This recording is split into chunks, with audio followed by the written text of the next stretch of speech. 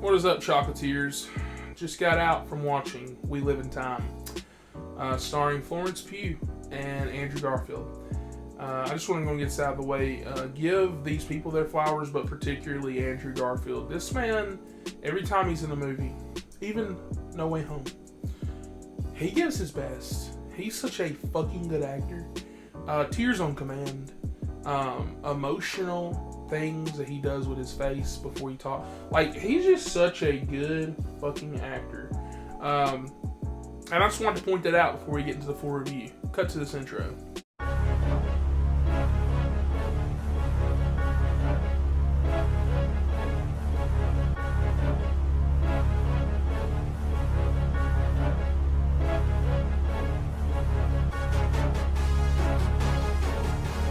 We Live in Time.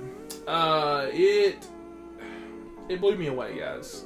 This movie is, I almost want to say it was better than expected. I just expected it to be really good, but not this good. So if you didn't see the trailers, basically We Live in Time. The only way I can kind of describe it is kind of like, it's like a This Is Us situation. It's like kind of like that show. It goes through like almost 3 different generations. Not generations like legit, but like 3 different time periods for this couple. So it goes in between when they met,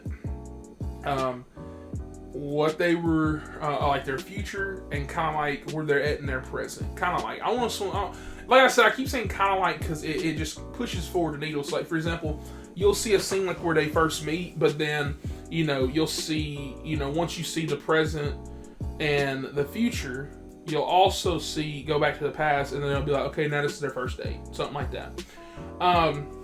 And so, yeah, movie is fucking perfect. It's everything I wanted and more. Florence Pugh gives a hell of a performance, and so does Andrew Garfield.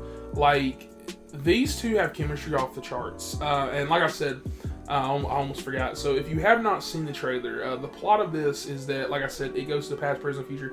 But basically, these two meet because Andrew Garfield's character Tobias gets hit by Florence Pugh's character. I'm blanking on her name. She hits him with a car, and she stays behind, makes sure he's alright, and they both kind of start liking each other, and they start dating. Okay, and she finds out she has cancer, and that's like kind of like what you get in the present, and then in the future it comes back. Okay, and so the movie is just kind of going back and forth, being like, hey, this is how, cancer can ruin a family. This is also how it can bring them closer together. And there's like a lot of what I like to call, subtleness with things. Like, for example, there's something they say in the beginning of the movie about something that they should do for their daughter, and it pays off. And I really like, it brings tears to my eyes thinking about it. And that's what's so funny. This movie had teary-eyed moments, but not for what you think. Like, it's not sad. Like, damn, she's like about to die. Oh my! It's not like that. It's not like that.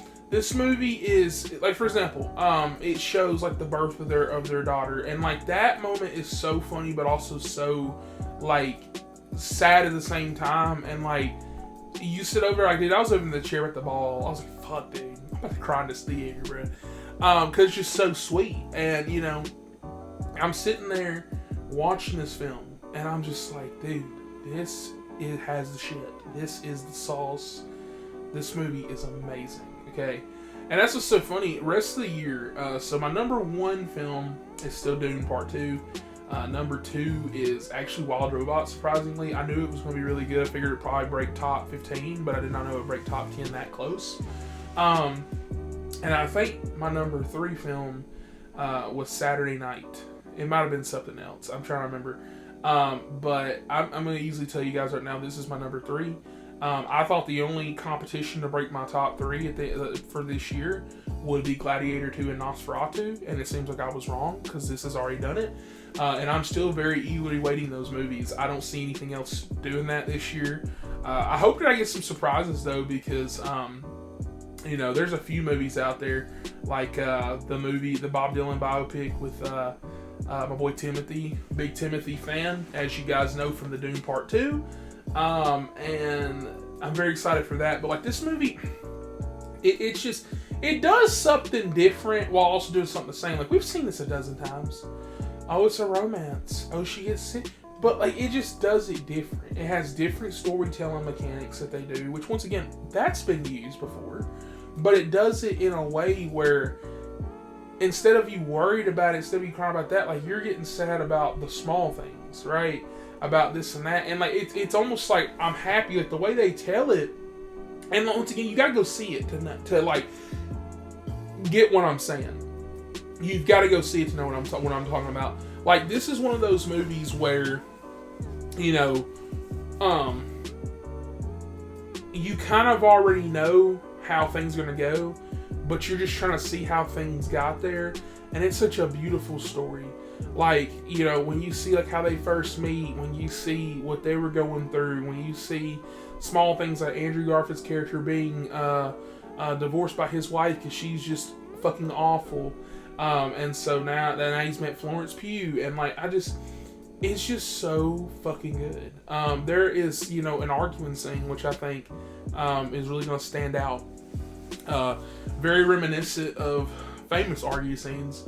But like just that acting on this, like even like the small details, like for example, Andrew Garfield's character, I'm not gonna tell you what he does, but he does something special for Florence Pugh's character halfway through the film. And for example, it kept reminding me of myself, like, you know, if you're that madly in love and you're gonna do something kind of crazy, you know, he's writing down shit, his character loves writing down stuff, and like he can't read it to her, and so she has to read this information because he's so nervous. And like I was like, that's cute, Andrew. Okay, I love the way this story is, I love the way it's told, I love everything about it.